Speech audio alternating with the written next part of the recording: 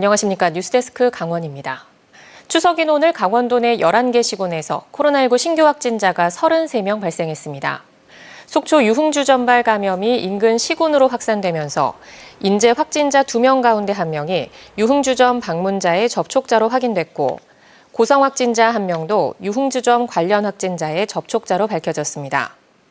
속초에서도 5명의 확진자가 나와 유흥주점과의 관련성 여부를 확인하고 있습니다.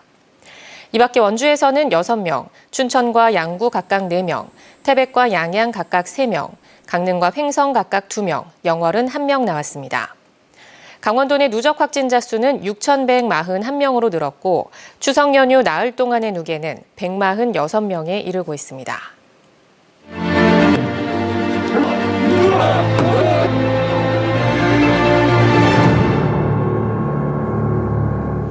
송전탑 기획 2번째 순서, 오늘은 송전탑이 지나가는 정확한 위치를 결정하는 방식을 들여다보겠습니다. 한전은 주민 대표들이 포함된 입지선정위원회에 결정권을 넘겼다는 입장인데 이게 실상은 지역 간 주민 간 갈등을 조장하고 있습니다. 그 실태를 윤하은 기자가 취재했습니다. 70여 가구가 모여 살고 있는 산간마을.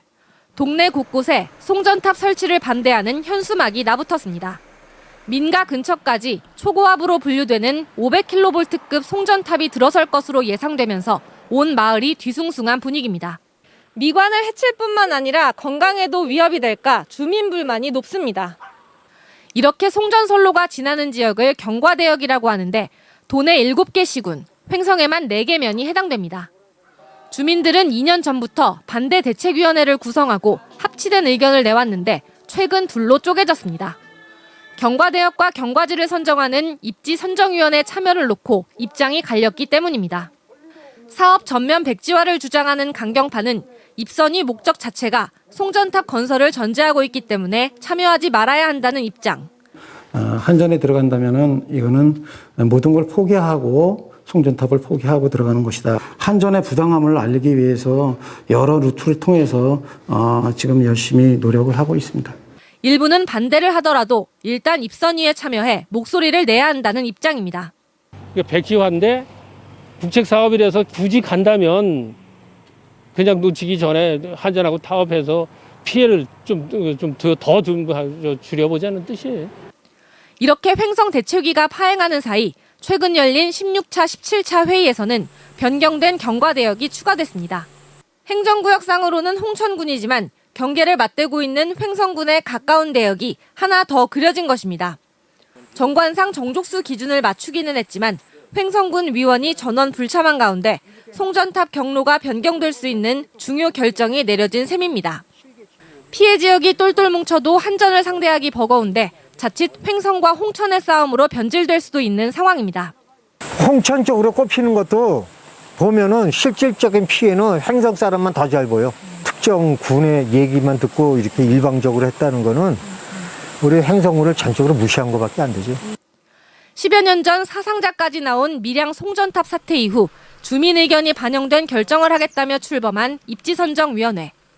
진행 단계마다 논란을 낳으면서 주민 간 지역 간 갈등의 빌미를 제공하고 있지만 한전은 자신들은 회의 자리를 마련해주는 간사 역할일 뿐 결정은 주민이 대다수인 입지선정위원회 몫이라며 책임을 전가하고 있습니다. MBC 뉴스 윤하은입니다. 올림픽과 더불어 또 하나의 지구촌 스포츠 축제죠. 제16회 도쿄 패럴림픽이 얼마 전 막을 내린 가운데 강원 전사들의 선전도 돋보였습니다. 강릉시청 소속 사격 선수들도 참여해 값진 동메달을 획득하며 금이 환영했습니다. 홍한표 기자가 감독과 선수를 만나봤습니다. 일본 사이타마현 아사카 경기장에서 열린 2020 도쿄 패럴림픽 사격 남자 50m 소총 3자세 R7 종목. 예선 5위로 올라온 심영집 선수가 총알을 쏠 때마다 점수를 조금씩 올리더니 마침내 3위로 도약하며 동메달을 획득했습니다. 2012년 런던 패럴림픽 이후 9년 만에 다시 도전해 생애 첫 메달을 따낸 겁니다. 마음을 가다듬고 시합을 훈련같이 좀 해보자.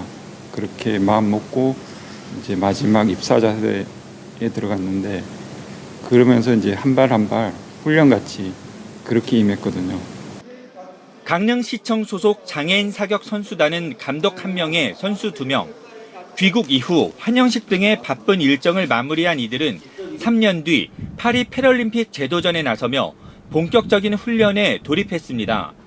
여자 10m 공기소총, 입사 R2 등 두 종목에서 활약한 이유정 선수도 대한민국의 명예를 한껏 드높였습니다.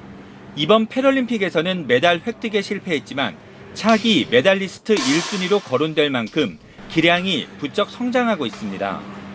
심리적으로 많이 이제 부담이 되는 종목이기 때문에 좀 멘탈 훈련을 좀 더 강하게 훈련을 하면서 제 자신의 좀 자신감을 좀 높이고 이들 뒤에는 9년 전 런던 패럴림픽에서 금메달을 획득한 강주영 감독이 있었습니다. 일어날 수 있는 모든 변수를 가정해 혹독한 훈련을 진행했습니다. 특히 총을 쏘는 사대가 3개에 불과하고 패럴림픽 경기장 규격에 한참 못 미치는 열악한 환경에도 메달을 획득해 그 가치를 더하고 있습니다. 사기장이 협소하니까 그 시합장의 경기장의 어떤 분위기를 전혀 느낄 수는 없어서 저희들이 뭐 유튜브 영상이라든가 그런 기타 자료 화면을 많이 보면서 선수들하고 이제 얘기도 많이 나누고. 도전 자체만으로 큰 감동을 안겨주는 장애인 사격 선수들은 3년 뒤 파리에서도 선전을 다짐하며 오늘도 자신과의 경쟁에 나서고 있습니다. MBC 뉴스 홍한표입니다. 강원 뉴스 마칩니다. 고맙습니다.